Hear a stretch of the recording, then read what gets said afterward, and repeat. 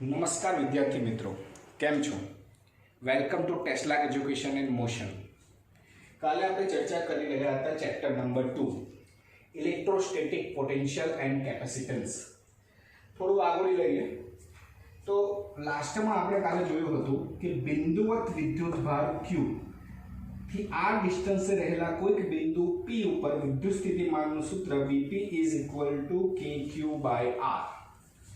જ્યાં V P બિંદુ આગળ વિદ્યુત સ્થિતિમાન દર્શાવે છે અને આ વિદ્યુત સ્થિતિમાન કેવી રાશિ છે? અદિશ રાશિ. આગળ જોઈએ, કોઈક વિદ્યુત ભારથી બનેલું તંત્ર લઈએ. વિદ્યુત ભારથી બનેલું તંત્ર, ધારો કે અહીંયા ચાર્જ આપણે Q1 લઈએ, અહીંયા ચાર્જ લઈશું Q2, અહીંયા ચાર્જ લઈશું Q3 અને અહીંયા ચાર્જ લઈએ Qn. રાઈટ? આને આખા તંત્ર તરીકે સ્વીકારો.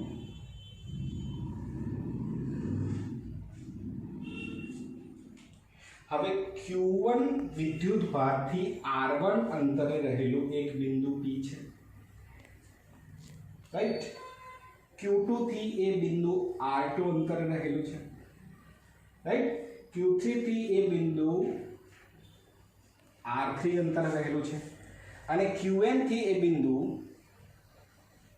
Rn અંતરે રહેલું છે. તો આ બિંદુ P આગળ વિદ્યુત સ્થિતિમાન કેટલું હશે? તો જુઓ મિત્રો, Q1 ના લીધે પણ P બિંદુ આગળ વિદ્યુત સ્થિતિમાન હશે, Q3 ના લીધે પણ બિંદુ P આગળ વિદ્યુત સ્થિતિમાન હશે, Q2 ના લીધે પણ બિંદુ P આગળ વિદ્યુત સ્થિતિમાન હશે અને Qn ના લીધે પણ બિંદુ P આગળ વિદ્યુત સ્થિતિમાન હશે. વિદ્યુત સ્થિતિમાન અદિશ રાશિ છે એટલે આપણે સીધો એનો એલ્જેબ્રિક સરવાળો કરી શકીએ. ધેટ મીન્સ કે તંત્રનું નેટ વિદ્યુત સ્થિતિમાન is equal two V1 plus V2 plus V3 Vn. Clear? હવે V1 બરાબર શું થાય? અહીંયા આપણે જોઈ ગયા કે એક બિંદુ હોય તો r અંતરે રહેલા P બિંદુ માટે સૂત્ર શું હતું? Vp is equal two kq/r. તો અહીંયા Q1 માટે આપણે લખી શકીએ, ધ્યાન આપજો મિત્રો, kq1/r1. એવી જ રીતે આપણે V2 માટે લખી શકીએ kq2/r2. એવી જ રીતે આપણે V3 માટે લખી શકીએ kq3/r3 પ્લસ kqn/rn.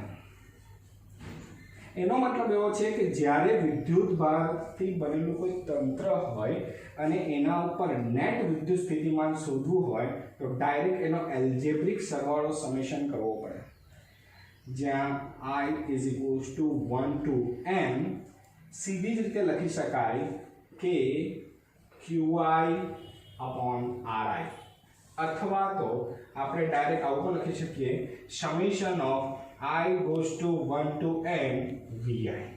ક્લિયર છે? એનો અર્થ એવો થયો કે જ્યારે એક બિંદુ પર ઘણા બધા વિદ્યુત ભારો ઇફેક્ટ કરતા હોય તો તેનું નેટ વિદ્યુત સ્થિતિમાન એ બધાને લીધે ઉદ્ભવતા વિદ્યુત સ્થિતિમાનના એલ્જેબ્રિક સરવાળા બરાબર થાય. હવે થોડીક આગળની ચર્ચા કરીએ. અત્યાર સુધી આપણે પોઈન્ટ ચાર્જ એટલે કે બિંદુવત વિદ્યુતભાર અને બિંદુવત વિદ્યુતભારથી બનેલા તંત્રની વાત કરતા હતા. હવે આપણે પોટેન્શિયલ શોધવાનો એટલે કે વિદ્યુત સ્થિતિમાન શોધવાનો પ્રયત્ન કરીશું એક્સટેન્ડેડ બોડી માટે. સમજાવું છું શું છે એક્સટેન્ડેડ બોડી. પહેલા હેડિંગ લગાવી દઉં. અચ્છા, નોટ્સ કરતા લેજો વિદ્યાર્થી મિત્રો સાથે સાથે, કેમ કે કેટલીક વસ્તુ એવી હોય છે કે જે ચોપડીમાં મેન્શન નથી હોતી અને JEE માં ખૂબ જ અગત્યની હોય, તો ધ્યાન રાખજો. Okay, next point, potential due to linearly charged extended body. અચ્છા, એક્સટેન્ડેડ બોડી, જ્યારે પણ એક્સટેન્ડેડ બોડીની ચર્ચા કરીએ ઇલેક્ટ્રોસ્ટેટિકની અંદર એટલે આપણે ચેપ્ટર નંબર 1 માં જોઈ ગયેલા વિદ્યુત ભારનું સતત વિતરણ,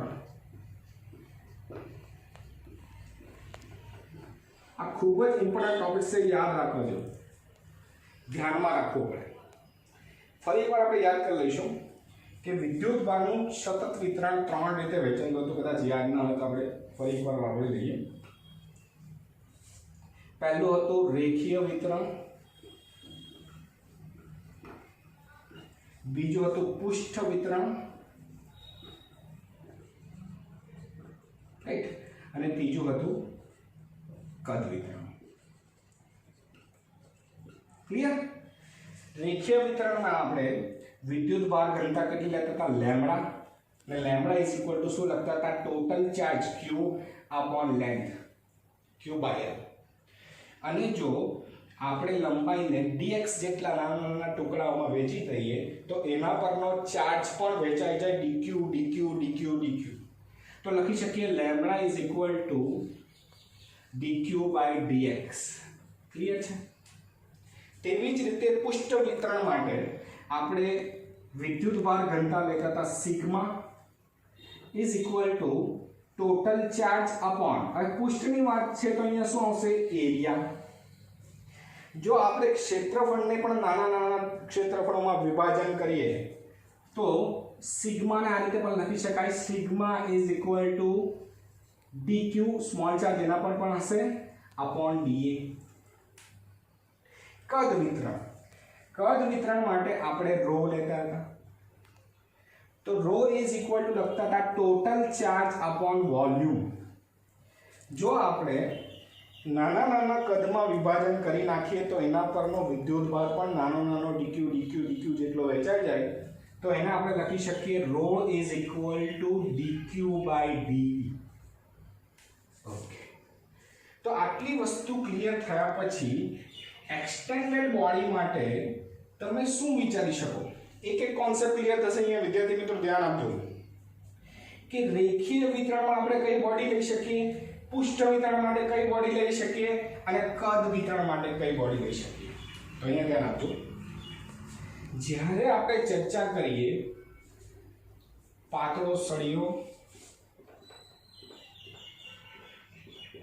રિંગ, રાઈટ, ત્યારે આપણે રેખીય વિતરણને ધ્યાનમાં લેવાનું રહેશે, એટલે કે લેમ્બડા. જ્યારે આપણે ચર્ચા કરી રહ્યા હોઈએ ડિસ્ક, રાઈટ, હોલોસ્ફિયર, હોલોસ્ફિયર એટલે પોલો ગોળો. હવે આ પોલો ગોળો બે આવે છે ભાઈ. આપણે ઘણા વિદ્યાર્થીઓ એવી ભૂલ કરી બેસે છે કે ગોળો એટલે એક જ પ્રકારનો હોય અને ધાતુ અને અધાતુમાં ફરક જ નથી સમજતા અને સુવાહક અને અવાહકમાં પણ ફરક નથી સમજતા. પણ અહીંયા બે પ્રકારના ગોળાઓ ધ્યાનમાં લેવાના છે, એક સુવાહક અને એક અવાહક, રાઈટ. અને ત્રીજી વસ્તુ પણ અહીંયા સામેલ થશે, એ છે નક્કર ગોળો. અને નક્કર ગોળામાં માત્ર ને માત્ર આપણે અહીંયા ચર્ચા કરીશું સુવાહકની. અચ્છા, તો આ જે એક્સટેન્ડેડ બોડી છે એના માટે આપણે જ્યારે પણ વિદ્યુતભાર સતત વિતરણનો આપણે કોન્સેપ્ટનો ખ્યાલ કરવો હોય ત્યારે પૃષ્ઠ વિતરણ ધ્યાનમાં લેવામાં આવે છે, એટલે કે સિગ્મા. શું ઉપયોગ કરીશું બેટા? સિગ્મા. અચ્છા સર, પોલો ગોળો એટલે શું? તમે ટેનિસ બોલ જોયો હશે. ટેનિસ બોલને જ્યારે તમે કટ કરશો તો એ અંદરથી ખોખલો હોય છે. જ્યારે નક્કર ગોળો એટલે તમે લખોટીઓ રમતા હતા એ અંદરથી ભરેલી હોય, એને કહેવાય નક્કર ગોળો. હવે નક્કર ગોળામાં પણ સુવાહક અવાહક આવે તો અહીંયા સુવાહક જ કેમ લીધું? તો આપણે ભણી ગયા હતા કે જ્યારે પણ આપણે સુવાહક પર કેન્દ્ર ઉપર વિદ્યુતભાર પ્રસ્થાપિત કરવાનો પ્રયત્ન કરે તો એમની વચ્ચે એક રિપલ્સિવ ફોર્સ એટલે કે અપાકર્ષણ બળ લાગશે અને સમગ્ર વિદ્યુતભાર એની સરફેસ પર પથરાઈ જશે. માટે મેં અહીંયા સુવાહક લીધું છે ને એટલે જ અહીંયા આપણે સિગ્માનો ઉપયોગ કરીશું. ક્લિયર છે? અચ્છા, નંબર 3 એક જ વધ્યું છે નક્કર ગોળો. ઓકે, અને એ નક્કર ગોળો અને એ પણ કેવો? અવાહક. ત્યારે આપણે શું લઈશું? રો.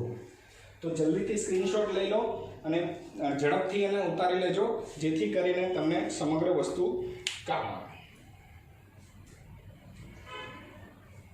લઈ લીધો વિદ્યાર્થી મિત્રો સ્ક્રીનશોટ? ઓકે, ચાલો આગળ ચાલીએ.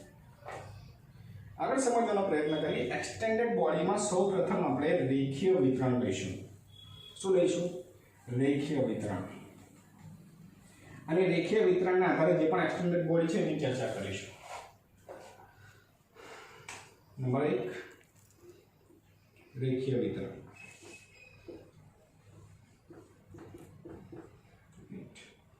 રેખીય વિતરણ. ચલો, એમાં સૌપ્રથમ કેસ નંબર 1 લઈશું આપણે. પાતળા સળિયું.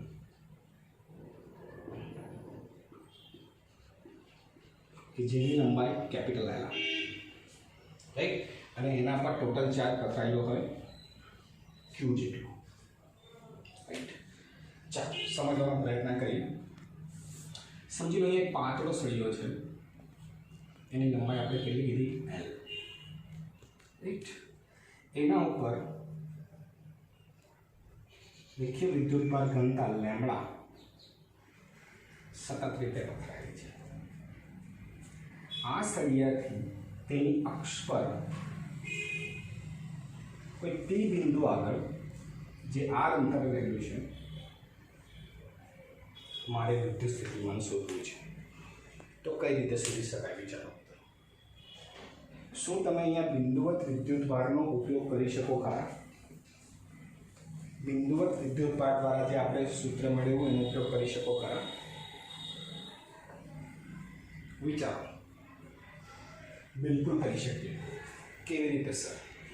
તો જો આ L લંબાઈના dx જેટલા નાના નાના અનંત ટુકડા કરી લે એવું સમજો, રાઈટ.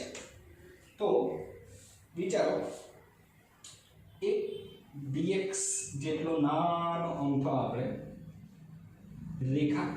સૂક્ષ્મ રેખાખંડ વિચારીએ તો એના પર વિદ્યુતભાર હશે dq જેટલો. કેટલો વિદ્યુતભાર હશે? dq જેટલો. અને એ અહીંયાથી x અંતરે છે એવું માની લઈએ. આને શું કહેવાય મિત્રો ખબર છે? x પર જઈને dx જેટલો નાનો સેગમેન્ટ સ્વીકારવો. હવે આગળના લેક્ચરમાં હું એવું જ બોલીશ. જ્યારે પણ હું એલિમેન્ટ લઈશ, જો કે મેથ્સવાળા વિદ્યાર્થી મિત્રોને તો ખબર જ હશે, પણ બાયોલોજીવાળા વિદ્યાર્થી મિત્રો માટે ખાસ કે બેઝિક મેથેમેટિક્સના ટર્મ્સ કન્ડિશનને શું કહેવાય, કેવી રીતે બોલાય આવડવું જોઈએ. તો શીખી લેશો તમે. શું કહેવાય? x પર જઈને dx જેટલો એક નાનો સૂક્ષ્મખંડ સ્વીકારીશું અને સૂક્ષ્મખંડને dx કહીશું અને dx પર વિદ્યુતભાર કેટલો લીધો? dq જેટલો.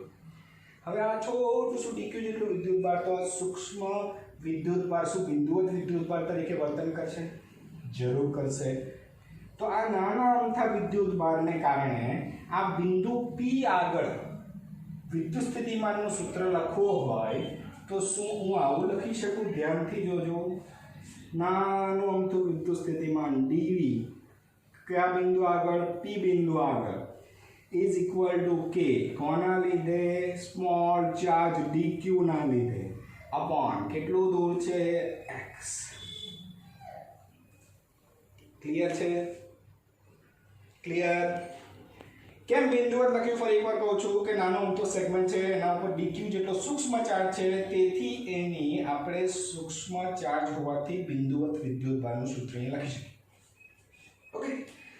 પણ મારે તો કુલ વિદ્યુતભાર એટલે કે કેપિટલ Q ને કારણે મારે P બિંદુ આગળ શું જોઈએ છે? વિદ્યુત સ્થિતિમાન જોઈએ છે. સરળ છે. જો આપણે dx જેટલા ઇક્વલ અનંત ટુકડા કર્યા છે તો v નેટ એટલે કે કુલ વિદ્યુત સ્થિતિમાન eight point P is equal to integrate. શું કરવું પડે? ઇન્ટિગ્રેટ સંકલન dvp. સમજાયું મિત્રો? આ સૂત્ર ખાસ યાદ રાખજો એક્સટેન્ડેડ બોડીમાં. બીજું સૂત્ર પણ આપીશું તમને, એને મેથડ 2 કહેવાય. એ વિદ્યુત ક્ષેત્રની મદદથી શોધી શકાય, પણ એ સૂત્ર ક્યારેક ક્યારેક ખૂબ જ અઘરું નીવડે. કોઈક કોમ્પ્લિકેટેડ દાખલા આવી જાય ત્યારે જ આ સૂત્રનો ઉપયોગ નથી થતો, ત્યારે પેલા સૂત્રનો ઉપયોગ કરવો પડે. તો કઈ જગ્યાએ કયું સૂત્ર ઉપયોગ કરવો ને સરળ રીતે ગણવું, એની પણ ભૌતિક વિજ્ઞાનમાં કાળજી રાખવી પડે. તો v net p is equal to integrate dvp. Clear? dvp આપણને મળી ગયું છે કે dq/x. શું લખી શકીએ? બિલકુલ લખી શકીએ. તો લખીએ v V net at P is equal to integrate, પણ ક્યાંથી ક્યાં સુધી જવાનું, લિમિટ લેવી પડે. તો અહીંયાથી આ બિંદુથી આપણે એના એન્ડ સુધી પહોંચવાનું છે. અચ્છા, તો પી બિંદુ ક્યાંથી ક્યાં સુધી છે? આર થી લઈને પી બિંદુથી પહેલો પોઈન્ટ કેટલો દૂર છે? આર. અને છેલ્લો પોઈન્ટ કેટલો દૂર છે? R plus L. ક્લિયર છે? ફરી એકવાર કહું છું, પી બિંદુથી પહેલો પોઈન્ટ કેટલો દૂર છે? આર. અને પી બિંદુથી લાસ્ટ એન્ડ પોઈન્ટ કેટલો દૂર છે? R plus L. તો લિમિટ ક્યાંથી ક્યાં સુધી જશે? આર થી લઈને આર પ્લસ એલ. ક્લિયર? હવે આ ડીપી ની જગ્યાનું સૂત્ર મૂકી દઈએ, કે ડીક્યુ બાય એક્સ. ઓકે, હવે જો સંકલનમાં આપણે જ્યારે પણ ચર્ચા કરી રહ્યા હોય ત્યારે આ બંને રાશિ અલગ અલગ હોય તો કઈ રીતે સંકલન કરો? કાં તો ડીક્યુ ને એક્સ માં કન્વર્ટ કરો, કાં તો એક્સ ને ડીક્યુ માં કન્વર્ટ કરો. તો ડીક્યુ ને આપણે એક્સ માં આરામથી કન્વર્ટ કરી શકીએ છીએ. હમણાં જ આપણે આગળ જોઈ ગયા વિદ્યુતભારના વિતરણની અંદર, રાઈટ? તો લખીએ V net at P is equal to integrate R to R plus L કે dq ને શું આવું લખી શકીએ? Lambda into dx. યાદ કરો મિત્રો, હમણાં જ આપણે જોઈ ગયા હતા. ક્લિયર? ઓકે, આગળ ચાલીએ. જે પણ કોન્સ્ટન્ટ છે એ બહાર આવી જશે. કે કોન્સ્ટન્ટ, લેમ્બડા કોન્સ્ટન્ટ, કે constant, lambda constant, integrate r plus l 1/x into dx. અચ્છા, તો અહીંયા ફરી પાછું એકવાર ઇન્ટિગ્રેશન એક equation 1/x into dx is equal to ln x plus c. પણ c પછી ચર્ચા કરીશું, આપણે અત્યારે યાદ રાખીશું ln x. શું રહેશે? ln x. ક્લિયર છે? ઓકે, અહીંયા લખી શકીએ કે lambda integrate r to r plus l. Right? આનું ઇન્ટિગ્રેટ કરી દઈએ ડાયરેક્ટ, અહીંયા જગ્યા ઓછી છે માટે. ઓકે, સમજી શકો છો ને? ડાયરેક્ટ ln x લખું છું. ln x લિમિટ આવશે r to r plus l. Clarity આવી એટલી? જલ્દીથી આ સમગ્રનો સ્ક્રીનશોટ લઈ લેશો, પછી ઉતાર દેજો મિત્રો. ફટાફટ લઈ લીધો? ઓકે ઓકે, ઇરેઝ કરું છું. ચલો આગળ જોઈએ. ચેક કરો કે lambda ln x r to r. એકવાર x ની જગ્યાએ આપણે અપર લિમિટ મૂકીશું અને એકવાર x ની જગ્યાએ આપણે લોઅર લિમિટ મૂકીશું. તો શું આવશે? v net p is equal to ln upper limit r plus l minus ln lower limit r. Clear? હવે લોગેરિધમના રૂલ્સ પ્રમાણે જો માઈનસની નિશાની હોય તો ભાગાકાર v net p is equal to, અને આ તો 9th સ્ટાન્ડર્ડનું મેથેમેટિક્સ છે એટલે બાયોલોજી વાળાને પણ આવડવું જોઈએ. ઓકે, તો શું લખી શકીએ? અહીંયા આગળ આપણે એક ટર્મ્સ લખવાની રહી છે, કે લેમ્બડા. અહીંયાથી રાઈટ? તો કે lambda ln in bracket r plus l by r. Right? તો આ નેટ પોટેન્શિયલ એટ p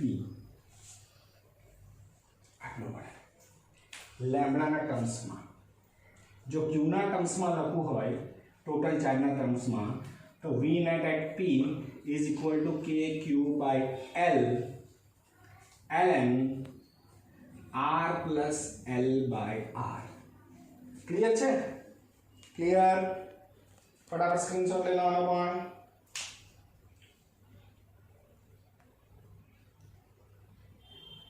ચલો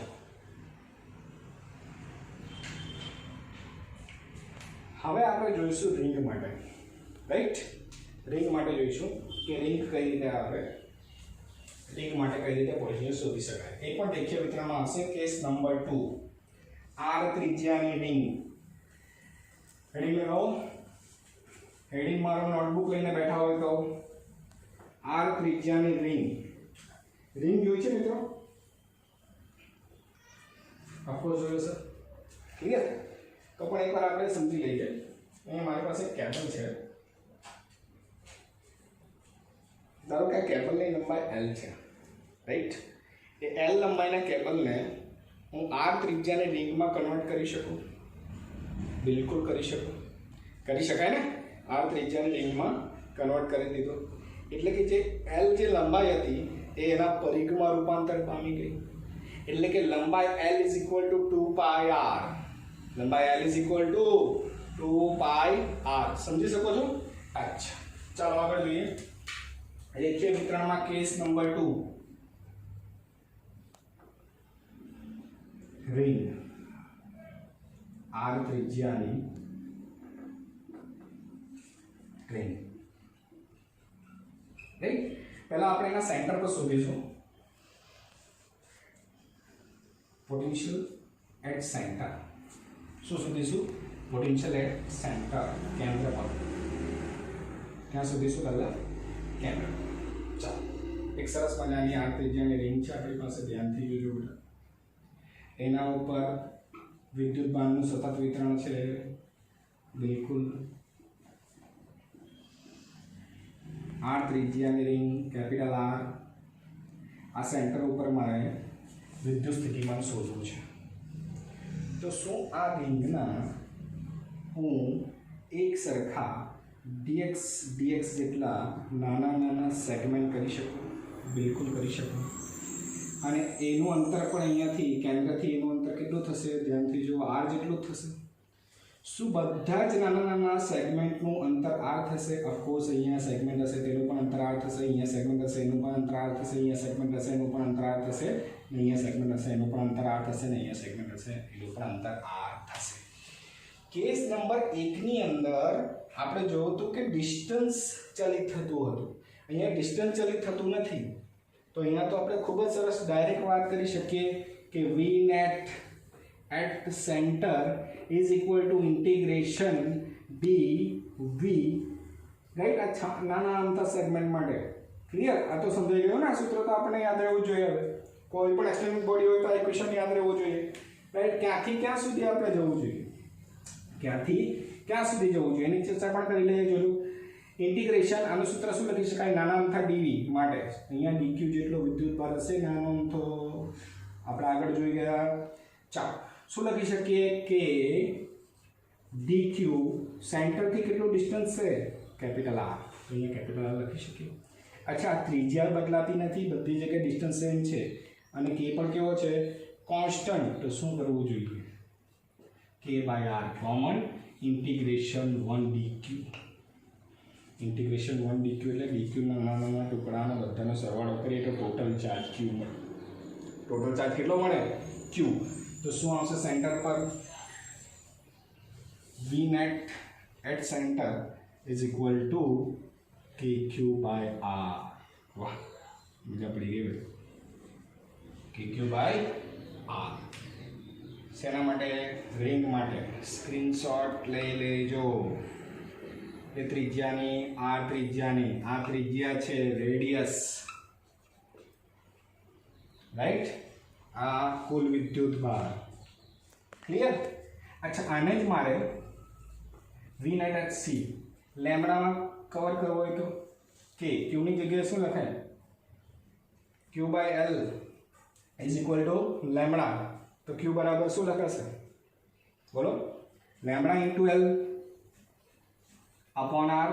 અચ્છા, r એટલે શું? હમણાં જ કરી બતાવ્યું કે l લંબાઈનો સળિયો હોય એની રિંગ બનાવીએ, l લંબાઈના સળિયાને શું બનાવીએ? રિંગ. તો 2πr માં કન્વર્ટ થાય. અહીંયા શું મૂકી શકાય? 2πr. તો અહીંયા ધ્યાન આપજો.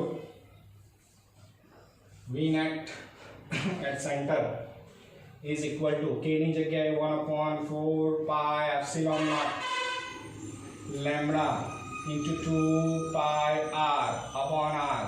r ने r को मार दिया, पाई ने पाई को मार दिया, 2 2 4. That means lambda by 2 epsilon naught. This is also V net at c. Clear? Clear? Okay વિદ્યાર્થી મિત્રો, હવે નેક્સ્ટ લેક્ચરની અંદર આપણે કેસ નંબર 2 માં જ આગળ વધીશું અને જોઈશું કે રિંગથી કોઈક x ડિસ્ટન્સ રહેલા બિંદુ P આગળ વિદ્યુત સ્થિતિમાન મેળવવું. આગળ જતા જતા આપણે ડિસ્કની ચર્ચા પણ કરીશું. એના આગળ જતા આપણે નક્કર ગોળા અને પોલાર ગોળા માટે પણ વાત કરીશું. પહેલા જ કહી દઉં છું કે રિંગ સુધી NCERT બોર્ડ સીમિત છે. ડિસ્ક હાર્ડ પેપર નીકળે તો આવી શકે, પણ ગોળાઓ તો JEE મેઇન્સ અને એડવાન્સ માટે જ રહેશે અને નીટ માટે પણ રહેશે. તો જેને નીટ અને JEE મેઇન્સ અને એડવાન્સનો અભ્યાસ કરવો હોય એ લોકો ગોળાનો સંપૂર્ણ અભ્યાસ કરે, પરંતુ ગોળાથી જે સૂત્ર મેળવીશું એ તો તમારે યાદ રાખવા જ પડશે, કેમ કે ડાયરેક્ટલી કોઈ વાર બોર્ડ એક્ઝામમાં MCQ તરીકે પૂછાઈ જાય છે. ધન્યવાદ.